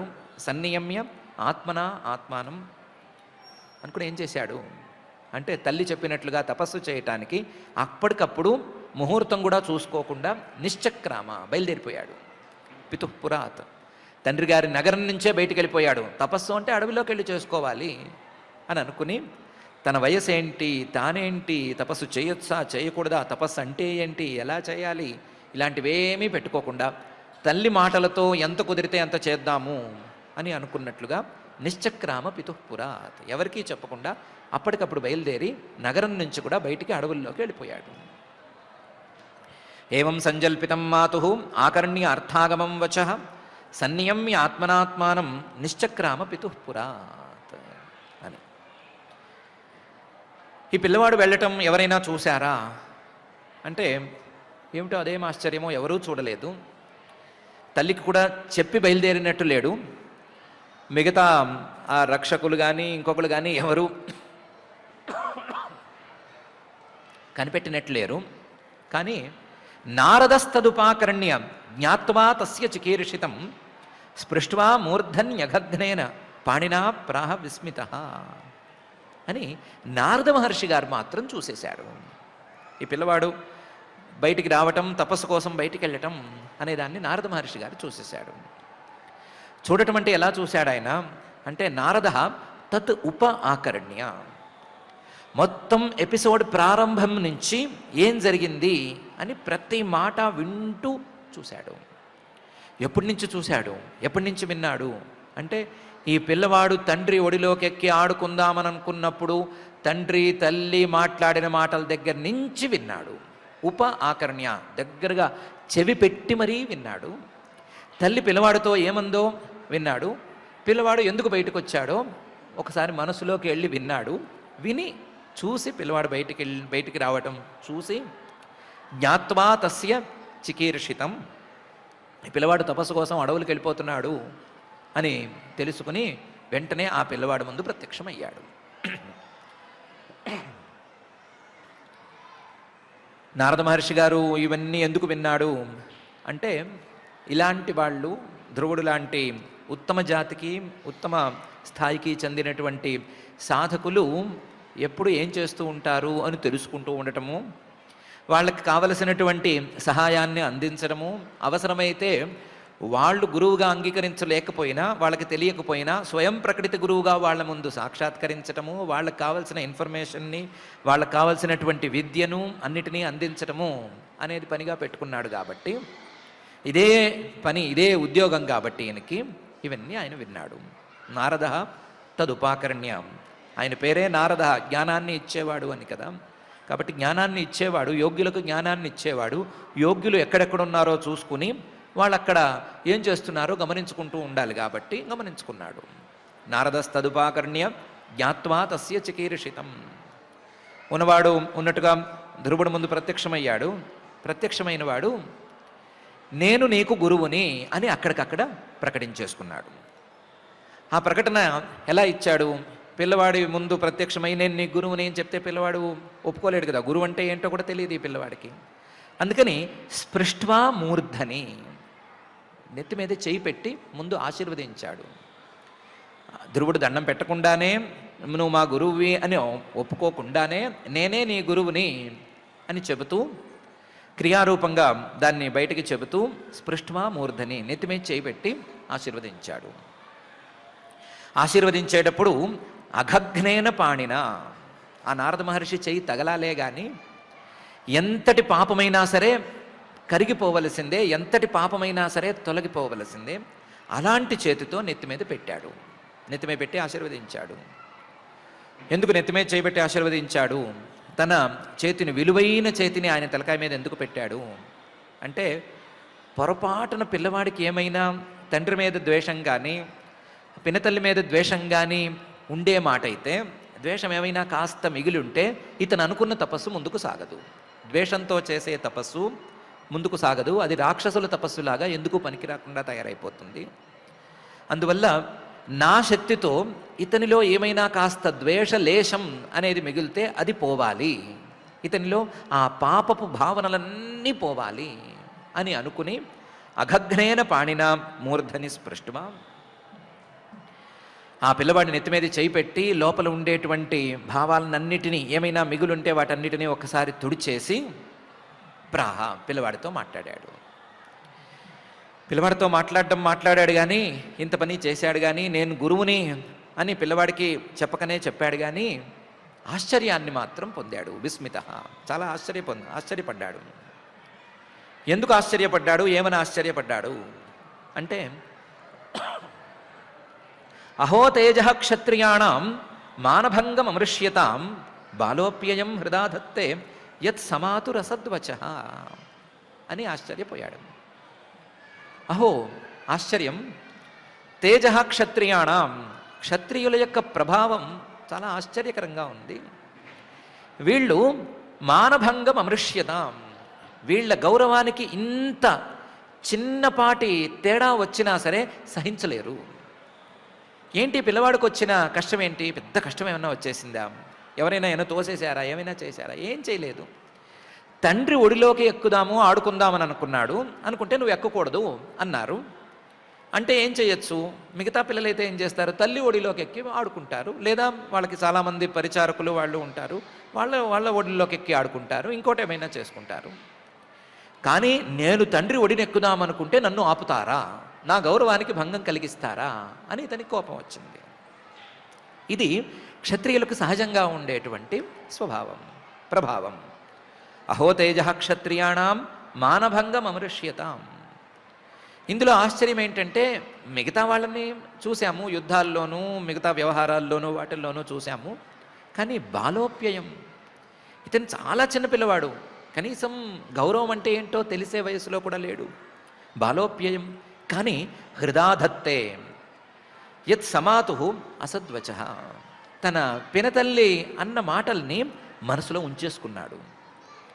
ఆ పినతల్లి మంచి మాటలు అనలేదు, నన్ను చెడు మాటలు అంది అని ఆవిడ చెప్పిన దానికి తాత్పర్యం పూర్తిగా తెలియకపోయినా, ఆవిడేమంది అని పూర్తిగా అర్థం కాకపోయినా, నన్ను ఒడినెక్కద్దంది, నన్ను ఏదో వేరే మాటలు అంది అని మనసులో ఉంచేసుకున్నాడు అనేది చాలా ఆశ్చర్యంగా ఉంది అని ఆశ్చర్యపడ్డాడు. అహోతేజ క్షత్రియాణం మానభంగం అమృష్యతాం బాలోప్యయం హృదాధత్తే యత్ సమాతురసద్వచ అని నారద మహర్షి గారు ఆశ్చర్యపోయాడు. ఆశ్చర్యపోయి పిల్లవాడితో అన్నాడు, నారద ఉవాచ నాధునాప్యవమానంతే సమ్మానం వాపి పుత్రక లక్షయామః కుమారస్య సక్తస్య క్రీడనాదిషు అని. పుత్రక, ఒరే అబ్బాయి, నిన్ను నేను పుత్రుడిగా అంగీకరించేశాను, ఎందుకంటే నేను ఎత్తిన చేయి పెట్టి నిన్ను శిష్యుడిగా అంగీకరించాను. శిష్యుడు పుత్రుడు వీళ్ళిద్దరికీ తేడా లేదు కాబట్టి నువ్వు నా పిల్లవాడివి కాబట్టి నేను నిన్ను కొన్ని మాటలు అడుగుతాను, కొన్ని మాటలు చెప్తాను, విను. అసలు నీకు మానం అవమానం లేదా గౌరవం అవమానం అనే ఈ రెండిటి మధ్య తేడా తెలుసా? కనీసం అది తెలుసుకోగలిగిన వయసులో నువ్వు ఉన్నావా అని చెప్పు. నేను చెప్పే మాట విను. నాధునాప్యవమానంతే సమ్మానం వాపి పుత్రక లక్షయామః. నీకు అవమానం సమ్మానం అనే రెండిటి మధ్య తేడా తెలియదు అని నేను చెప్తున్నాను, దాన్ని విను, నన్ను నమ్ము. నీ గౌరవం అంటే ఏంటో తెలియదు, అవమానం అంటే ఏంటో తెలియదు. ఎందుకంటే కుమారస్య, నువ్వు చాలా చిన్న పిల్లవాడివి, సక్తస్య క్రీడనాదిషు, నీ ఆలోచనలు నీ ఆసక్తులు ఎటువైపు ఉండాలి, ఎటువైపు ఉంటాయి అంటే నువ్వు ఆడుకునేటువంటి బొమ్మల మీద ఉంటాయి. బొమ్మలతో ఆడుకునేటువంటి నీకు మనుషులు ఆడే ఆటల్లో ఉండేటువంటి మానావమానాలను గురించి ఏం తెలుసు? అవన్నీ పెద్దవాళ్ళు ఆడతారు. మానాలు అవమానాలు, ఎప్పుడు గౌరవించాలి, ఎప్పుడు అవమానించాలి, అవమానిస్తే ఏం లాభం, గౌరవిస్తే ఏం లాభం అనే ఆటలు, ఆ ఈక్వేషన్స్ పెద్దవాళ్ళు చూసుకుంటారు. నీకేముంది, ప్రాణం లేని ఆలోచన లేని బొమ్మలతో ఆడుకునేటువంటి వయస్సు. ఈ వయసులో ఉన్నవాడివి, నీకు ఈ మానవమానాల గురించి ఏం తెలుసు? నీకేం తెలియదు. నాధునాప్యవమానంతే సమ్మానం వాపి పుత్రక లక్షయామః కుమారస్య సక్తస్య క్రీడనాదిషు. పోనీ నాకు చాలా తెలుసు, నేను అవ్వటానికి చిన్నపిల్లాడినే కానీ చాలా మెచ్యూర్డ్ బాయ్ని అని అన్నావు అనుకుందాం. వికల్పే విద్యమానేపి నహ్యసంతోషహేతవః పుంసో మోహమృతే భిన్నాః ఎల్లోకే నిజకర్మభిః అనే విషయం కూడా నువ్వు తెలుసుకొని ఉండాలి కదా. వికల్పే, ఒకవేళ నీకు ఈ వివేకం ఉంది, ఇది సమ్మానం ఇది అవమానం అనేటువంటి తేడా నాకు తెలుసు అనే భావనే ఉంటే, విద్యమానేపి అది ఉంటే కూడా నీకు పైన కూడా తెలిసి ఉండాలి కదా. ఏమని తెలిసి ఉండాలి? అసంతోషహేతవః, మానవుడికి ఏదైనా ఒక కష్టం కలిగింది అంటే అసంతోషహేతవః, సంతోషం కలగలేదు అంటే లేదా అసంతోషం బాధ కలిగింది అంటే దానికి హేతువు అసంతోషహేతవః నిజకర్మభిః భిన్నాః న సంతి. తాను చేసుకున్నటువంటి కర్మల కంటే వేరుగా ఇంకొక హేతువులు లేవు అని కూడా తెలుసుకుని ఉండాలి కదా. ఏ మానవుడైనా ఏ కష్టాన్ని అనుభవించినా లేదా తాను పొందవలసిన దాన్ని పొందలేకపోయాను అని అనుకున్నా దానికి కారణం తాను చేసుకున్నటువంటి కర్మలు. ఆ కర్మలు ఎక్కడి నుంచి వచ్చినాయి అంటే మోహమృతే న సంతి. మానవుడికి ఉండేటువంటి మోహం, అజ్ఞానం దానికంటే భిన్నంగా ఇంకోటి లేదు. మానవుడు అజ్ఞానంతో ఏవో కర్మలు చేసుకుంటాడు, ఆ కర్మలకు ఫలితాన్ని అనుభవిస్తాడు. అది తప్ప ఫలితానికి ఇంకొక కారణం లేదు అని కూడా తెలుసుకోవాలి కదా. మరి అది తెలుసా నీకు?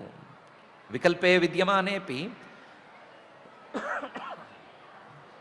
నహ్యసంతోషహేతవ పుంసో మోహం ఋతే భిన్నా ఎల్లోకే నిజకర్మభి.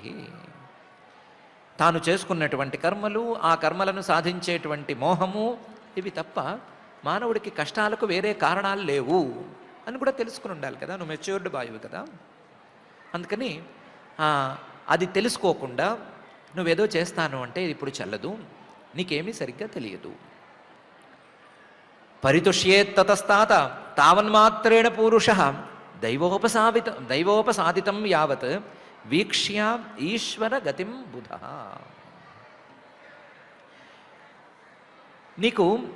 నీవు చేసుకున్నటువంటి కర్మలతోనే నీ కష్టాలు వస్తున్నాయి కదా. కష్టాలు వస్తే ఏం చేయాలి అంటే పరితుష్యేత్ తతస్తాత తావన్మాత్రేణ పూరుష. నువ్వు, మిగతా వాళ్ళు, నువ్వే కాదు ఎవరైనా సరే పూరుష తావన్మాత్రేణ పరితుష్యేత్, ఎంత ఉంటే అంతటితో సంతృప్తి పడాలి. కష్టం వస్తే నాకు ఇదే రాసిపెట్టుంది అనుకుని సంతోషపడాలి. పరితుష్యేత్ తత, ఎందువల్ల అంటే నువ్వు చేసుకుందే కదా నీకు అందుతోంది. కాబట్టి నువ్వు చేసుకుంది నీకు అందుతుంటే, నువ్వు చేసుకున్నవంటే నీ ప్లేట్లోకి వస్తే దాంతో ఉన్నదాంతో సంతృప్తి పడాలి. తావన్మాత్రేణ, ఎంత వస్తే అంతటితో సంతోషపడాలి కదా. ఎందుకంటే దైవోపసాదితం, నీవు చేసుకున్నటువంటి కర్మకు దైవం, ఆ పరమేశ్వరుడు నీకు ఫలితాన్ని ఇచ్చాడు. దైవోపసాదితం. దీన్ని సరిగ్గా యావద్వీక్ష్య, ఇది నేను చేసుకున్న పనికి పరమేశ్వరుడు నాకు ప్రసాదించినటువంటి ఫలితం అని అనుకుని దాన్ని జాగ్రత్తగా ఆలోచించి ఎంత ఉంటే అంతటితో సంతోషపడాల్సిందే కదా. అందులోనూ వీక్ష్య ఈశ్వరగతిం బుధ.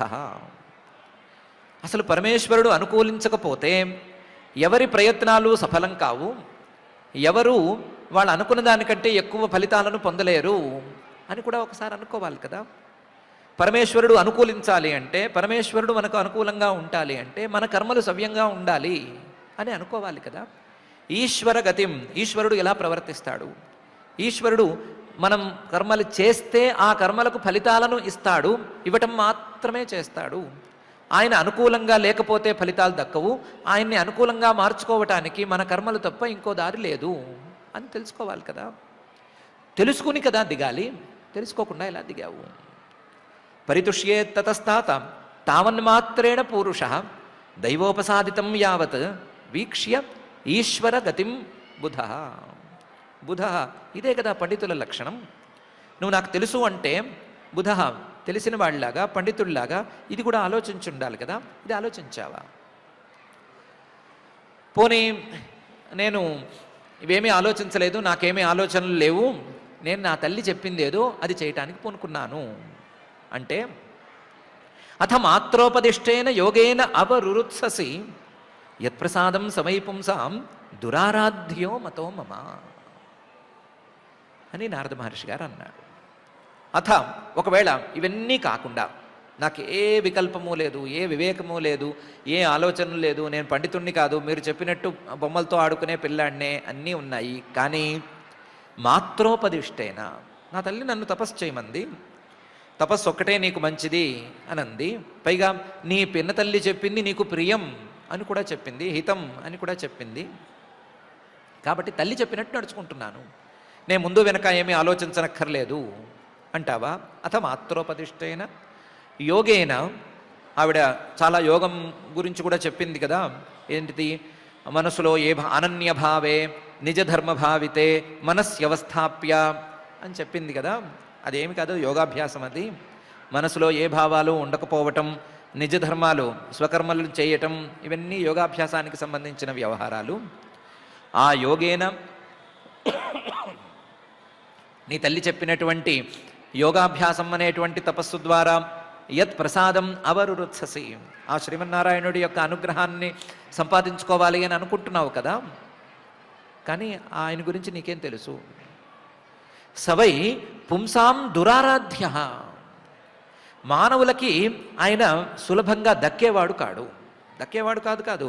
ఆయన్ని ఆరాధించుకోవటం అనేది కూడా సులభమైన పని కాదు. దురారాధ్య మతో మమ, ఇది నేను చెప్తున్నాను విను. ఎందుకంటే నేను ఆయన్ని ఆరాధించుకోవడానికి విశ్వ ప్రయత్నం చేశాను. ఒక జన్మలో ఆయన ఫలితాన్ని కూడా ఇవ్వలేదు. కనీసం ఒక్క సెకండ్ కూడా చూపించకుండానే ఆ పిక్చర్ని కట్ చేసేసాడు. పై జన్మలో చూసుకుందాం పో అన్నాడు. ఆయన్ని ఆరాధించుకోవటం, ఆయన్ని పట్టుకోవటం, పట్టుకుని ఫలితాలను అందుకోవటం అనేదేమీ చిన్న పని కాదు. నీ తల్లి చెప్పిన మాట పాటించడానికి నువ్వు పూనుకున్నా సరే అదేమీ తొందరగా అయ్యే పని కూడా కాదు, చాలా కష్టమైన పని. అందుకని తల్లి చెప్పింది కాబట్టి దిగాను అనటం కూడా పెద్ద తెలివైన మాట కాదు. అథ మాత్రోపదిష్టేన యోగేన అవరురుత్ససి యత్ ప్రసాదం సవై పుంసాం దురారాధ్యో మతో మమ అని నారద మహర్షి గారు అంటున్నారు. మరైతే ఆయన కోసం ఎవరు ప్రయత్నం చేయలేదా? ఎవరు ప్రయత్నం చేసి సఫలం కాలేదా అంటే ప్రయత్నం చేశారు, సఫలమైన వాళ్ళే తక్కువ మంది ఉన్నారు అని పై శ్లోకంలో అంటున్నారు. మునయ పదవీం యస్య నిస్సంగేనోరు జన్మభి న విదుర్మృగయంతోపి తీవ్రయోగ సమాధినా అని. మునయ నిరంతరం మననమే స్వభావంగా పెట్టుకున్న వాళ్ళు, మననమే పనిగా పెట్టుకున్న వాళ్ళు, మహామునులు చాలా కష్టపడి ప్రయత్నం మొదలుపెట్టారు. కానీ ప్రయత్నంలో నిస్సంగేన మిగతా వాటితో సంబంధాన్ని వదిలేసేసుకున్నారు. ఏ వస్తువుతోనూ ఏ వ్యక్తితోనూ సంబంధం పెట్టుకోకుండా ఏకాంతంగా ఏకాకులుగా ప్రయత్నం చేసుకున్నారు. దాంట్లో తీవ్ర యోగ సమాధిన, తీవ్రమైన యోగాన్ని, ఆ యోగం ద్వారా వచ్చినటువంటి సమాధి స్థితిని, దీన్ని కూడా సాధించేశారు. నిస్సంగత్వానికి పరాకాష్ఠను కూడా సాధించారు. సాధించి నవిదుర్మృగయంతోపి ఆయన్ని వెతికారు. ఆ మనసులో, ఆ ఏకాగ్రంగా ఉండేటువంటి మనసులో ఆ పరమాత్మను వెతికారు. వెతికినా సరే ఆయన వాళ్ళకి దొరకలేదు. ఇది ఒక జన్మలో కాదు, ఈ మునులు ఎన్నెన్నో జన్మలలో ఉరు జన్మభి ఎన్నెన్నో జన్మలలో ఈ పని చేశారు. ప్రతి జన్మ ఎత్తడం, ఏ వ్యక్తితోనూ ఏ వస్తువుతోనూ సంబంధం లేకుండా ఎక్కడో ముక్కు మూసుకుని కూర్చోవడం, మళ్ళీ మనసులో ఇంకేమీ రానివ్వకుండా ఆ పరమాత్మ ఎక్కడా అని వెతకడం, వెతికినా సరే ఈయన దొరక్కపోవటం అని ఎన్నో జన్మల్లో వాళ్ళకి జరిగింది. మరి ఇంతమంది ప్రయత్నం చేస్తే దక్కనటువంటి వాడు నువ్వు ప్రయత్నం చేస్తే మాత్రం దక్కేస్తాడా? నీ తల్లి చెప్పిన మాటను పట్టుకుని నువ్వు తపస్సుకి అని దిగితే, అందులోనూ ఈ యోగ మార్గంలోకి దిగితే వెంటనే ఆయన ఏమన్నా అందుతాడా అని నారద మహర్షి గారు అడిగారు. మునయ పదవీం యస్య నిస్సంగేనోరు జన్మభి న విదుర్మృగయంతోపి తీవ్రయోగ సమాధినా అని. ఇంతకేమంటారు? అతో నివర్తతామేష నిర్బంధస్తవ నిష్ఫల యతిష్యతి భవాన్ కాలే శ్రేయసాం సముపస్థితే అని అంటున్నారు నారద మహర్షి గారు. అత అందువల్ల నివర్తతామేష నిర్బంధ, నువ్వేదో మొండిగా పట్టుపట్టావు కదా, ఎలాగైనా సరే నేనేదో చాలా ఉత్తమ స్థాయికి వెళ్ళాలి అని దాన్ని వదిలేసుకో. నీ ఈ పట్టుదల వెళ్ళిపోవుగాక, నీ పట్టుదల నిన్ను విడిచిపోవుగాక. అతో నివర్తతాం ఏష నిర్బంధ, ఎందుకంటే తవాయం నిర్బంధ, నీ ఈ పట్టుదల నిష్ఫల, అదేమి ఫలితం ఇచ్చేది కాదు. అయితే పట్టుదలే వద్దంటావా అంటే పట్టుదలే వద్దని ఎందుకంటాము? ఈ కొత్త కాలపు పెద్దవాళ్ళలాగా, కొత్త వాళ్ళ తల్లుల్లాగా యతిష్యతి భవాన్ కాలే శ్రేయసాం సముపస్థితే, నీకు కూడా ఒక కాలం వస్తుంది, చక్కగా చదువుకో, మొదలు ఏదో ఆ సెట్టు ఈ సెట్టు ఉంటుంది అవన్నీ రాయి, తర్వాత మంచి కాలేజీలో సీట్ సంపాదించుకో, క్యాంపస్లో సెలెక్ట్ అవ్వు, ఉద్యోగం సాధించు, ఉద్యోగం సాధించిన తర్వాత వేరే ఏ పని పెట్టుకోకుండా ఉద్యోగమే చేసుకుంటూ ఉండు, వాళ్ళు రాసేస్తూ ఉంటారు, నువ్వు అరిగిపోతూ ఉండు, అరిగిపోయిన తర్వాత ఎప్పుడో పెళ్లి చేసుకో, పిల్లల్ని కను, మనవల్ని కను, వీళ్ళకి వాళ్ళకి అందరికీ బాధ్యతలు తీర్చుకున్న తర్వాత ఎప్పుడో ఒక టైం వస్తుంది, శ్రేయసాం సముపస్థితే కాలే, అప్పుడు నీకు భగవంతుడు అని ఉన్నట్టుండి చటుక్కును గుర్తొస్తుంది. ఆ గుర్తొచ్చినప్పుడు చేసుకుంది కానివి, అప్పుడే నువ్వే చేసేస్తావు, ఎవరో చెప్పక్కర్లేదు. అప్పుడు భగవంతుడు అని, అదని ఇదని, మంచి అని, చెడు అని రకరకాలుగా నువ్వే ప్రయత్నం చేసేస్తావు. అప్పుడు చేసుకో, ఇప్పుడు చెయ్యొద్దు అని నారద మహర్షి గారు అన్నారు. యతిష్యతి భవాన్ కాలే శ్రేయసాం సముపస్థితే, శ్రేయసాం కాలే, నీకు శ్రేయస్సు కలగటానికి ఒక కాలం అంటూ ఒకటి వస్తుంది. అంటే నువ్వు పెద్దవాడు అవుతావు, మరీ పెద్దవాడు కాదు, పెద్దవాడు అవుతావు. ఆ పెద్దవాడు అయినప్పుడు కాలే సముపస్థితే, ఆ కాలం అంటూ వచ్చినప్పుడు భవానేవ యతిష్యతి, నువ్వే ప్రయత్నం చేసుకుంటావు. అప్పుడు ప్రయత్నం చేసుకోగాని, అప్పుడు ఆలోచించి నిర్ణయించుకుని ప్రయత్నం చేసుకోగాని, ఇప్పుడు హడావిడిగా ఈ చిన్న వయసులో ఈ తపస్సు అనే మాట మాట్లాడద్దు అని నారద మహర్షి గారు అన్నారు. అతో నివర్తతాం ఏషః నిర్బంధస్తవ నిష్ఫలః యతిష్యతి భవాన్ కాలే శ్రేయసాం సముపస్థితే అని. నారద మహర్షి గారు ఏం పిల్లవాడిని చెడగొట్టాలని మాట్లాడట్లేదు. ఎప్పుడైనా ఒక స్తంభం నాటాలి అంటే ఏం చేస్తారు? చిన్న గోయి తీస్తారు, గోతిలో స్తంభం నాటుతారు. నాటిన తర్వాత చుట్టూ మట్టి పోసి దాన్ని కాస్త అదుముతారు గట్టిగా ఉండటానికి. ఈ సరివి బాదులు, సరివి కర్రలు లాంటివి పాతేటప్పుడు, పందిళ్ళకి స్తంభాలు వేసేటప్పుడు ఇలాగే చేస్తారు. చేసిన తర్వాత ఒక్కసారి దాన్ని ఇటు అటు ఊపుతారు. ఇటు అటు ఊపితే ఏమవుతుందంటే, మనం తొక్కిన మట్టి కాస్తంత వదులుగా ఉంటే ఆ వదులుగా ఉండేటువంటి మట్టి ఇటు అటు దారి చేస్తుంది. అప్పుడు ఆ దారి మళ్ళీ ఖాళీ వస్తుంది కదా, ఆ ఖాళీ వచ్చిన దాంట్లో మళ్ళీ కొంచెం మట్టి రాళ్ళు అవి పోసి మళ్ళీ ఇంకోసారి గట్టిగా తొక్కుతారు.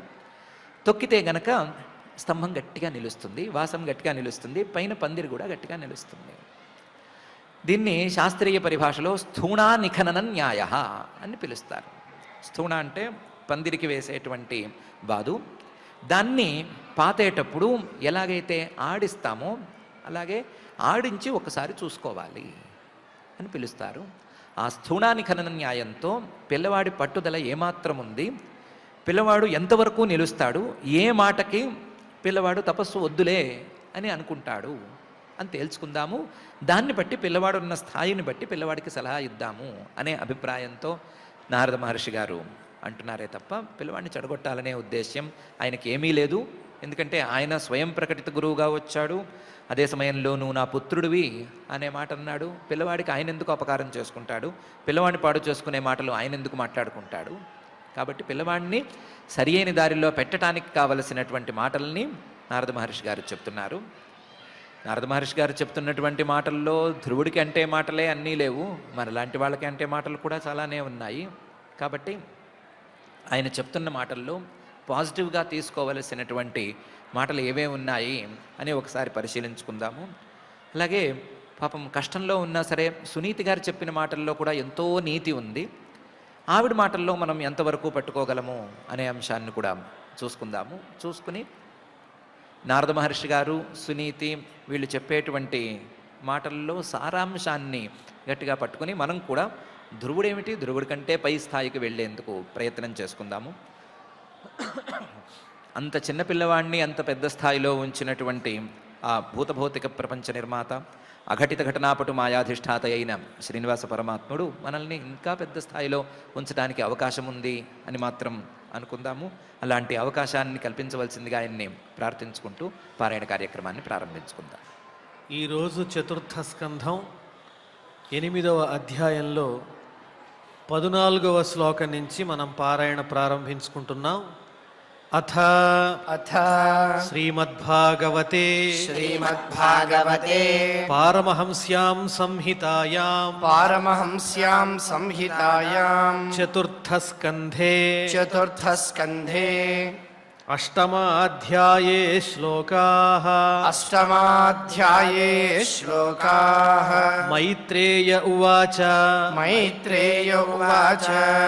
మాతుః సపత్న్యాః సదురుక్తి విద్ధః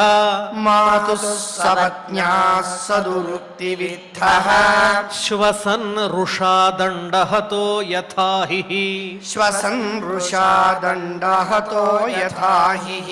హిత్వా మిషంతం పితరం సన్నవాచం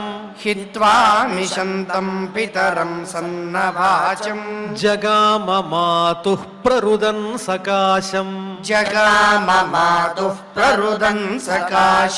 తం నిశ్వసంతం స్ఫురితాధరోష్ఠం तं निःश्वसन्तं स्फुरिताधरोष्ठम् सुनीतिरुत्सङ्ग उदूह्य बालम् सुनीतिरुत्सङ्ग उदूह्य बालम् निशम्य तत्पौरमुखान्नितान्तम् निशम्य तत्पौरमुखान्नितान्तम् साविव्यथे यद्गदितं सपत्न्या साविव्यथे यद्गदितं सपत्न्या सोत्सृज्य धैर्यं विललापशोक सोत्सृज्य धैर्यं विललापशोक दावाग्निना दावलतेव बाला दावाग्निना दावलतेव बाला वाक्यं सपत्न्या स्मरति सरोज वाक्यं सपत्न्या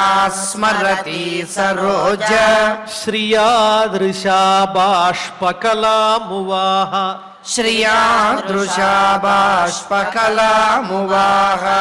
दीर्घं श्वसन्ती वृजिनस्य पारम् दीर्घं श्वसन्ती वृजिनस्य पारम् अपश्यति बालकमाहबाला अपश्यति बालकमाहबाला मामङ्गलं तात परेषु मंस्थाः मामङ्गलं तात परेषु मंस्थाः भुङ्क्ते जनो यत्परदुःखदस्तत् भुङ्क्ते जनो यत्परदुःखदस्तत् सत्यं सुरुच्याभिहितं भवान् मे सत्यं सुरुच्याभिहितं भवान् मे यद्दुर्भगाया उदरे गृहीतः यद्दुर्भगाया उदरे गृहीतः स्तन्येन वृद्धश्च विलज्जते याम् स्तन्येन वृद्धश्च विलज्जते याम् भार्येति वा वोढुमिडस्पतिर्माम् भार्येति वा वोढुमिडस्पतिर्माम् आतिष्ठतत्तात विमत्सरस्त्वम् आतिष्ठतत्तात विमत्सरस्त्वम् उक्तं समात्रापि यदव्यलीकम् उक्तं समात्रापि यदव्यलीकम् आराधयाधोक्षजपादपद्मम् आराधयाधोक्षजपादपद्मम् यदीच्छसे ध्यासनमुत्तमो यथा यदीच्छसे ध्यासनमुत्तमो यथा यस्याङ्घ्रिपद्मं परिचर्य विश्व यस्याङ्घ्रिपद्मं परिचर्य विश्व विभावनायात्तगुणाभिपत्तेः विभावनायात्तगुणाभिपत्तेः अजोध्यतिष्ठत् खलु पारमेष्ठ्यम् अजोध्यतिष्ठत् खलु पारमेष्ठ्यम्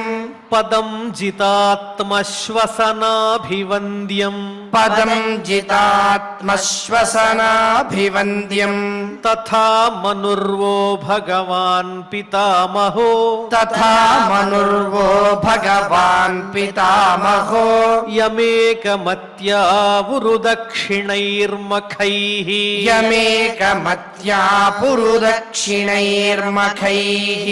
इष्ट्वाभिपेदे दुरवापमन्यतो इष्ट्वाभिपेदे दुरवापमन्यतो भौमं सुखं दिव्यमथापवर्ग्यम् भौमं सुखं दिव्यमथापवर्ग्यम् तमेव वत्साश्रयभृत्यवत्सलम् तमेव वत्साश्रयभृत्यवत्सलम् मुमुक्षुभिर्मृग्यपदाब्जपद्धतिम् मुमुक्षुभिर्मृग्यपदाब्जपद्धतिम् अनन्यभावे निजधर्मभाविते अनन्यभावे निजधर्मभाविते मनस्यवस्थाप्य भुजस्व భజస్వ పూరుషం మనస్యవస్థాప్య భజస్వ పూరుషం నాణ్యం తతః పద్మపలాశలోచనాత్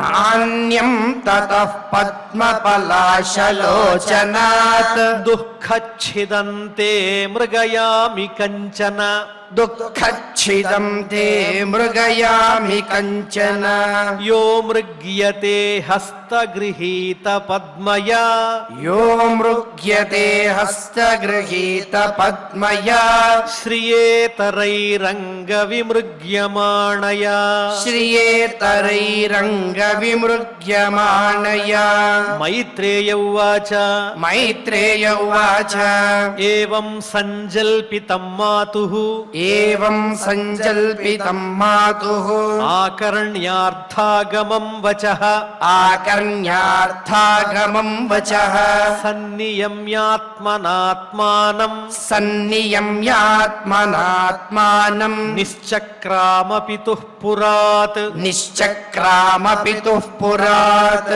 నారదస్తదుపాకర్ణ్య నారదస్తదుపాకర్ణ్య జ్ఞాత్వా తస్య చికీర్షితం జ్ఞాత్వా తస్య చికీర్షితం స్పృష్ట్వా మూర్ధన్యఘఘ్నేన స్పృష్ట్వా మూర్ధన్యఘఘ్నేన పాణినా ప్రాహ విస్మితః పాణినా ప్రాహ విస్మితః అహో తేజః క్షత్రియాణాం అహో తేజః క్షత్రియాణాం మానభంగమమృష్యతాం మానభంగమమృష్యతాం బాలోప్యయం హృదా ధత్తే బాలోప్యయం హృదా ధత్తే యత్స మాతురసద్వచః యత్స మాతురసద్వచః నారద ఉవాచ నారద ఉవాచ నాధునాప్యవమానంతే నాథునాప్యవమానంతే సమ్మానం వాపి పుత్రక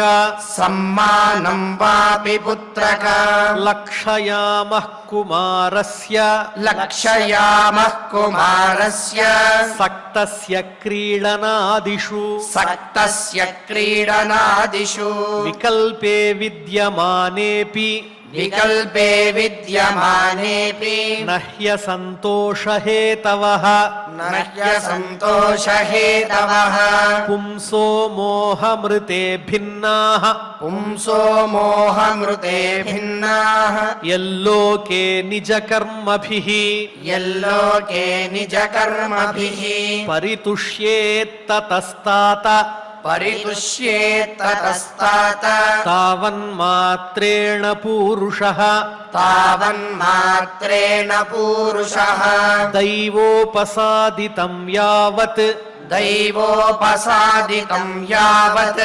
వీక్ష్యేశ్వరగతిం బుధః వీక్ష్యేశ్వరగతిం బుధః అథ మాత్రోపదిష్టేన అథ మాత్రోపదిష్టేన యోగేనావరురుత్ససి యోగేనావరురుత్ససి యత్ప్రసాదం స వై పుంసాం యత్ప్రసాదం స వై పుంసాం దురారాధ్యో మతో మమ దురారాధ్యో మతో మమ మునయః పదవీం యస్య మునయః పదవీం యస్య నిస్సంగేనోరుజన్మభిః నిస్సంగేనోరుజన్మభిః న విదుర్మృగయంతోపి న విదుర్మృగయంతోపి తీవ్రయోగసమాధినా తీవ్రయోగసమాధినా అతో నివర్తతామేషః అతో నివర్తతామేషః నిర్బంధస్తవ నిష్ఫలః నిర్బంధస్తవ నిష్ఫలః యతిష్యతి భవాన్ కాలే యతిష్యతి భవాన్ కాలే శ్రేయసాం సముపస్థితే శ్రేయసాం సముపస్థితే ఇతి ఇతి శ్రీమద్భాగవతే శ్రీమద్భాగవతే పారమహంస్యాం సంహితాయాం పారమహంస్యాం సంహితాయాం చతుర్థస్కంధే చతుర్థస్కంధే అష్టమాధ్యాయే శ్లోకాః అష్టమాధ్యాయే శ్లోకాః. ఓం నమో వెంకటేశాయ.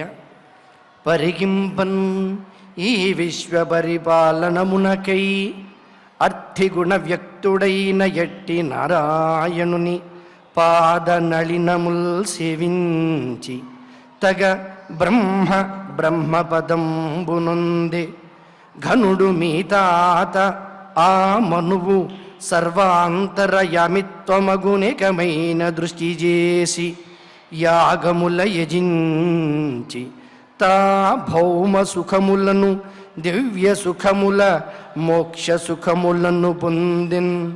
అట్టి అచ్యుతిని పరుని వితత యోగీంద్ర నికరగవేశ్యమాణ చరణ సరసి జయుగళు శశ్వత్ ప్రకాశు భక్తవత్సలు విశ్వ సంపాద్యు హరిణి అని ఒక తల్లి ఒక బిడ్డకు ఏ రకంగా మార్గనిర్దేశనం చేయాలి అన్నటి అద్భుతమైనటువంటి అంశాన్ని ఈనాటి శ్రీమద్ భాగవత అమృత రసాస్వాదంలో భాగంగా చక్కగా ఆచార్యముఖంగా ఆ దేవదేవుని కృపతో ఆస్వాదించాం.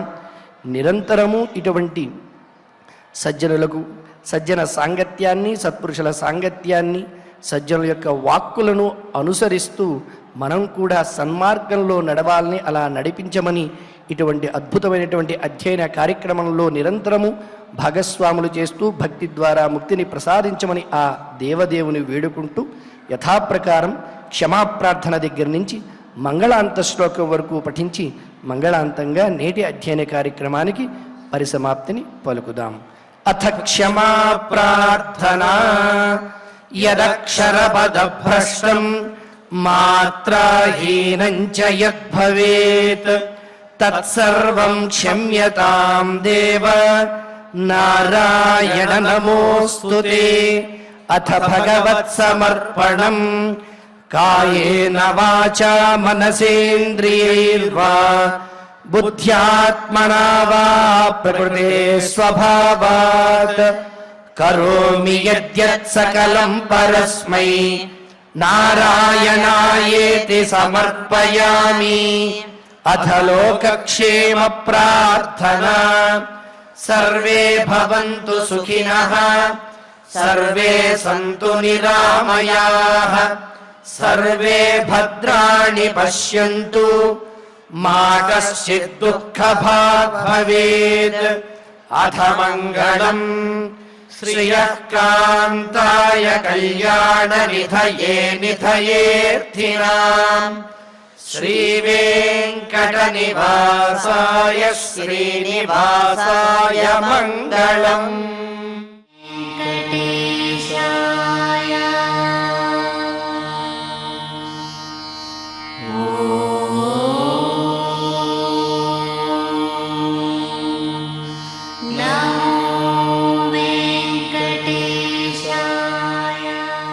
అనురాగానికి అమ్మ ఆదర్శం, ఆరోగ్యానికి Shri Sai homeo stores and clinic. అనుభవం, అర్హత, అంకిత భావం కల డాక్టర్లచే చికిత్స.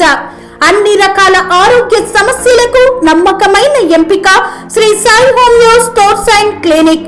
డయాబెటిస్, కీళ్ల నొప్పులు, సయాటికా, వెన్నుముక సమస్యలు, థైరాయిడ్, నిద్రలేమి, మానసిక సమస్యలు, ఋతు సమస్యలు, అన్ని రకాల దీర్ఘకాలిక వ్యాధులకు ప్రత్యేక హోమియో వైద్యం. అందరికీ అందుబాటులో అంతర్జాతీయ హోమియో వైద్యం Shri Sai homeo stores and clinic. మీ ఆరోగ్య సమస్య ఏదైనా ఇప్పుడు పరిష్కారం సాధ్యం. సైడ్ ఎఫెక్ట్ లేని వైద్యంతో సంపూర్ణ ఆరోగ్యం కొరకు సంప్రదించండి Shri Sai homeo clinic and stores, Bhavani Nagar, Ambedkar Nagar road, old Alwal, Secunderabad. సంప్రదించాల్సిన ఫోన్ నంబర్స్ 9000751751 మరియు 9000422525.